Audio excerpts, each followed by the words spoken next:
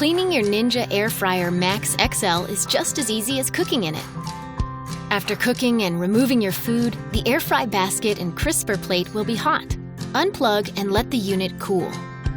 Next, remove the basket with crisper plate from the Ninja Air Fryer, then run them under cold water. Be sure to remove the crisper plate.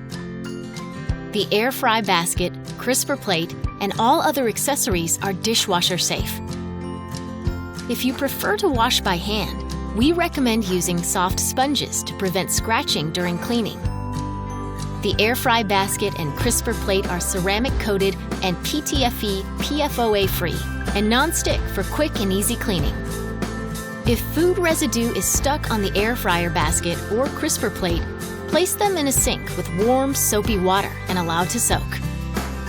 To clean the main unit and the control panel, simply wipe them down with a damp, non-abrasive cloth. That's it! Your Ninja Air Fryer is now clean and ready for use. For more information and recipes, visit ninjakitchen.com.